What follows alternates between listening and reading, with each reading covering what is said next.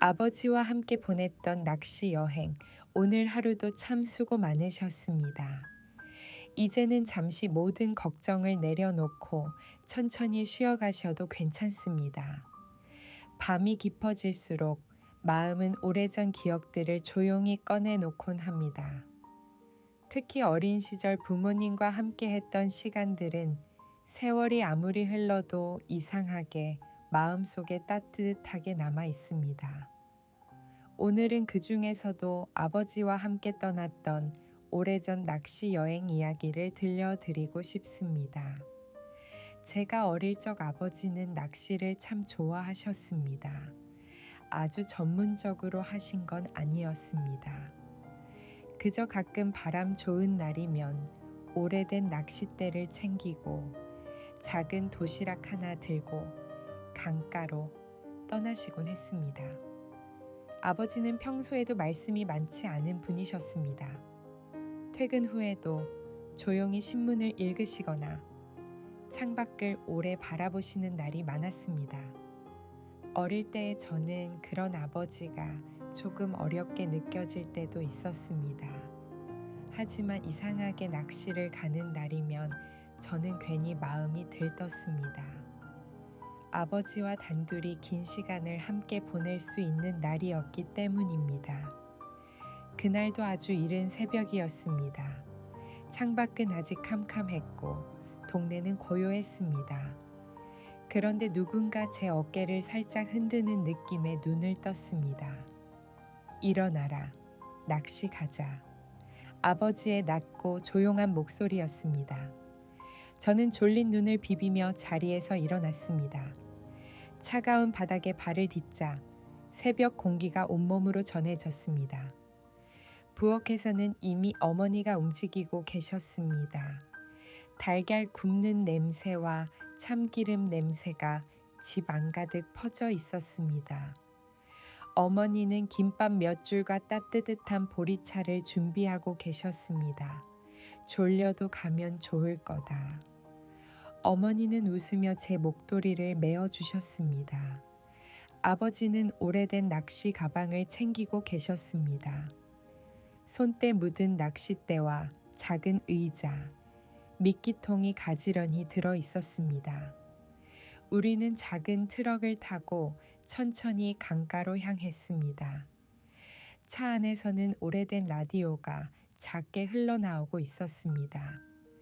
새벽 방송 특유의 조용한 음악이 흐르고 있었고 아버지는 말없이 운전을 하고 계셨습니다. 창밖에는 희미한 가로등 불빛과 새벽 안개가 천천히 지나갔습니다. 저는 차창에 기대어 그 풍경을 멍하니 바라봤습니다. 그 시간은 이상하게도 아주 평화로웠습니다. 강가에 도착했을 때는 해가 막 떠오르기 시작하던 순간이었습니다. 물 위에는 옅은 안개가 피어 있었고 공기는 차갑고 맑았습니다. 멀리 산 너머로 붉은 햇살이 천천히 번지고 있었습니다. 아버지는 익숙한 손길로 낚싯대를 펼치셨습니다.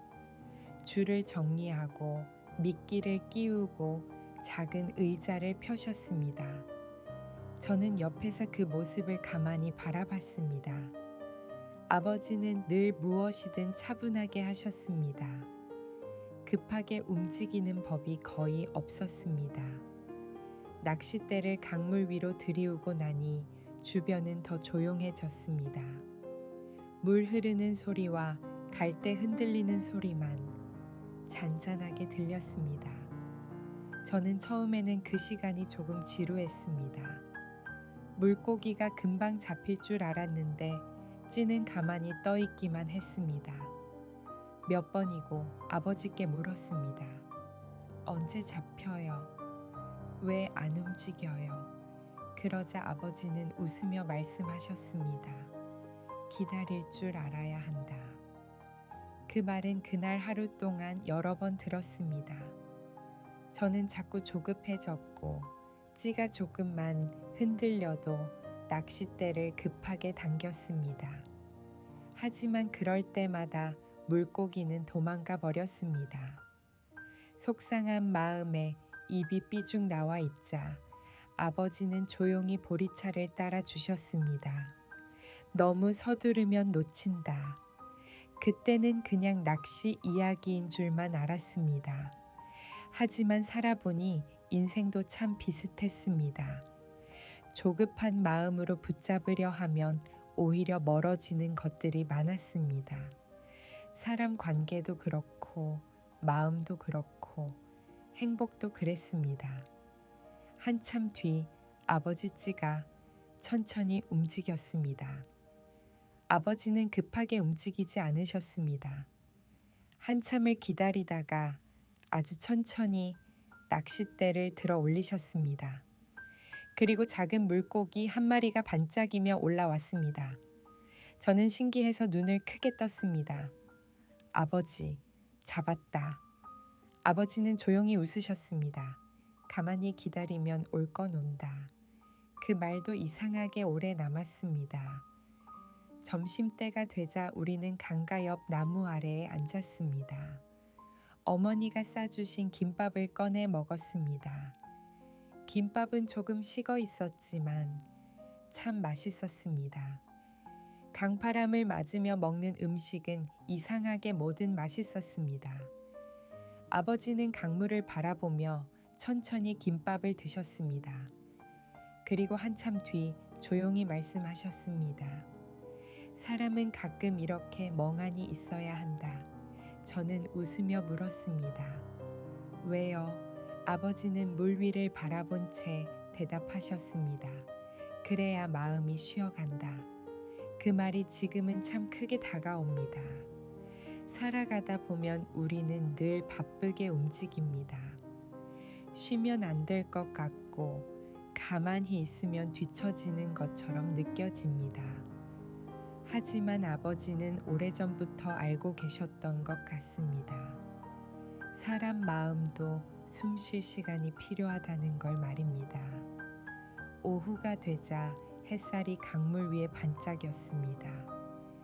바람은 조금 따뜻해졌고 갈대는 천천히 흔들렸습니다. 저는 결국 작은 물고기 한 마리를 겨우 잡았습니다. 너무 기뻐서 아버지께 보여드리자 아버지는 웃으며 말씀하셨습니다. 잘했다. 아주 짧은 말이었지만 그날 저는 세상에서 가장 큰 칭찬처럼 느껴졌습니다. 아버지는 늘 과한 칭찬을 하지 않으셨습니다. 하지만 그 짧은 한마디에는 늘 묵직한 따뜻함이 있었습니다. 해가 천천히 기울기 시작할 무렵 우리는 짐을 정리했습니다. 강가는 노을빛으로 물들어 있었고 물 위에는 붉은 햇살이 길게 번지고 있었습니다. 차를 타고 돌아오는 길, 저는 피곤했는지 금세 잠이 들었습니다. 희미하게 기억나는 건 아버지가 제 어깨 위에 외투를 조용히 덮어주시던 손길입니다. 그 따뜻함은 시간이 많이 흐른 지금도 마음속 어딘가에 그대로 남아 있습니다. 생각해보면 아버지는 낚시를 통해 많은 걸 가르쳐 주셨던 것 같습니다. 기다리는 마음, 조급해하지 않는 법, 가만히 흐르는 시간을 바라보는 여유, 그리고 꼭 무언가를 많이 얻지 않아도 충분히 좋은 하루가 될 수 있다는 것까지.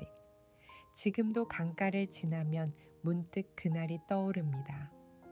새벽 안개와 보리차 냄새, 갈대 흔들리는 소리, 그리고 말없이 낚싯대를 바라보시던 아버지의 뒷모습이 마음속에 다시 찾아옵니다.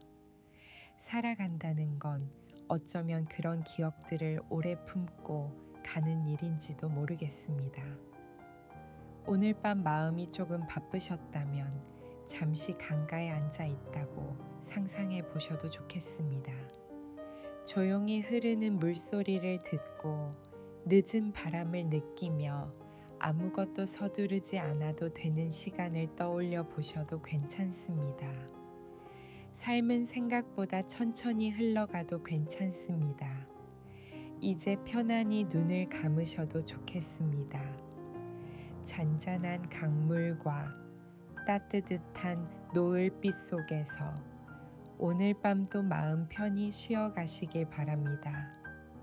편안한 밤 되십시오.